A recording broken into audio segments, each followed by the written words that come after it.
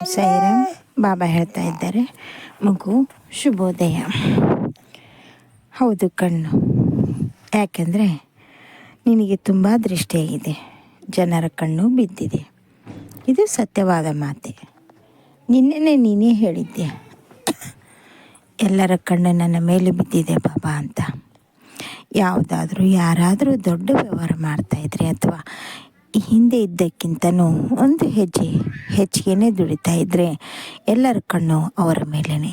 ಏನು ಈ ರೀತಿ ಅದರಲ್ಲಿ ಏನು ಈ ರೀತಿ ಮಾಡ್ತಾ ಇದ್ದಾರಲ್ಲ ಅಂತ. ಆದರೆ ಒಂದು ವಿಷಯ, ಯಾರು ಎಷ್ಟೇ ಮಾಡಲಿ ನಿನ್ನ ಕರ್ತವ್ಯವನ್ನು ನೀನು ಮಾಡು. ಯಾರು ಕಷ್ಟಪಟ್ಟು ಶ್ರಮ ಪಡುತ್ತಾರೋ ಅವರಿಗೆ ಪ್ರತಿಫಲ ಇದ್ದೇ ಇದೆ. ಹಾಗೆಯೇ ಯಾರು ಭಕ್ತಿ ಮಾರ್ಗದಲ್ಲಿ ಹೋಗುತ್ತಾರೋ ಅವರಿಗೆ ದೈವದ ಆಶೀರ್ವಾದವೂ ಇದೆ. ಚಿಂತೆ ಮಾಡಬೇಡ, ಅತ್ಯಂತ ಶೀಘ್ರದಲ್ಲಿ ನಿನ್ನೆಲ್ಲ ಕಷ್ಟಗಳು ನೆರವೇರುತ್ತವೆ.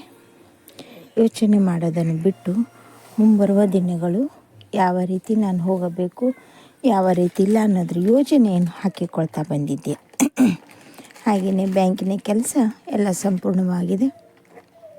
ಸೋಮವಾರ ದಿನ ನಿನ್ನ ಕೈಗೆ ದುಡ್ಡು ಸೇರುತ್ತದೆ. ಮನೆಯಲ್ಲಿ ಸ್ವಲ್ಪ ವಾತಾವರಣ ಅಲ್ಲೋಲ ಕಲ್ಲೋಲ ಮಾಡಬೇಡ. ಯಾಕೆಂದರೆ ಇಲ್ಲಿ ಮನೆ ಮಂದಿನೇ ನಿನಗೆ ಆಧಾರ. ಅವರ ಆಧಾರದಿಂದಲೇ ನೀನು ಹೋಗ್ತಾ ಇದ್ದೀಯ. ಈ ಮಾತನ್ನು ಜ್ಞಾಪಕದಲ್ಲಿಟ್ಟುಕೋ. ನೀನು ಇಡುವಂಥ ಪ್ರತಿಯೊಂದು ಹೆಜ್ಜೆನೂ ನಿನ್ನವರ ಸಹಾಯದಿಂದನೇ. ಅವರ ಸಹಾಯ ಇಲ್ಲದೆ ಏನನ್ನೂ ಮುಂದುವರಿಯಲು ಸಾಧ್ಯವಿರಲಿಲ್ಲ. ಅರ್ಥ ಆಯ್ತಲ್ಲ? ಅಂಥವರ ಮನಸ್ಸಿಗೆ ನೋವು ಕೊಡದೆ ಅವರ ಜೊತೆಗೂಡಿ ನಿನ್ನ ಜೊತೆಗೆ ಸೇರಿಕೊಂಡೇ ಹೋಗಬೇಕು. ಇದನ್ನು ಅರ್ಥ ಮಾಡಿಕೋ ಕಂದ. ಹಾಗೆಯೇ ಕೋರ್ಟಿನ ವ್ಯವಹಾರ ಬಗೆಹರಿದು ನಿನಗೆ ಈ ದಾಂಪತ್ಯ ಜೀವನ ಬೇಡ ಅಂತಲೇ ಕೋರ್ಟಿನಲ್ಲಿ ಹೇಳಿದ್ದೆ. ಸರಿ, ಮುಂದಿನ ಜೀವನದ ಬಗ್ಗೆ ಯೋಚನೆ ಮಾಡು. ಆದರೆ ಅದು ದುಡ್ಡು ಕೊಡುವಂಥ ವ್ಯವಸ್ಥೆ ಆಗಿದೆಯಲ್ಲ, ಅದು ಬೇಗ ಬರೋದಿಲ್ಲ. ಅದಕ್ಕಾಗಿ ಸ್ವಲ್ಪ ಸಮಯ ಬೇಕೇ ಬೇಕು. ಅದ್ರ ಬಗ್ಗೆ ಚಿಂತೆ ಮಾಡೋ ಅವಶ್ಯಕತೆ ಇಲ್ಲ. ಅದರ ಹೊರತಾಗಿ ನೀನು ಏನು ಮಾಡಬಲ್ಲೆ, ನಿನ್ನಿಂದೇನು ಸಾಧ್ಯ ಅದನ್ನು ಮಾಡು. ಪರಿಶ್ರಮ ಪಡು. ನಾನು ನಿನಗೆ ಜೊತೆ ಇದ್ದು ಫಲ ಕೊಡುತ್ತೇನೆ. ಭಕ್ತಿ ಮಾರ್ಗದಲ್ಲಿದ್ದೀಯಾ, ನಾನು ನಿನ್ನ ಕೈ ಬಿಡೋದಿಲ್ಲ.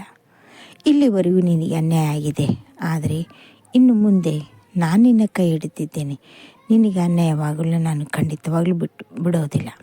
ಅರ್ಥ ಆಯ್ತಲ್ಲ ಏನು ಹೇಳ್ತಾ ಇದ್ದೇನಂತ? ಅದಕ್ಕಾಗಿ ಚಿಂತೆ ಮಾಡದೆ ಮುನ್ನುಗ್ಗು. ಬಂದದ್ದು ಬರಲಿ, ಎಲ್ಲವೂ ನನ್ನ ಪಾದಕ್ಕೆ ಹಾಕಿದ್ದೀಯ.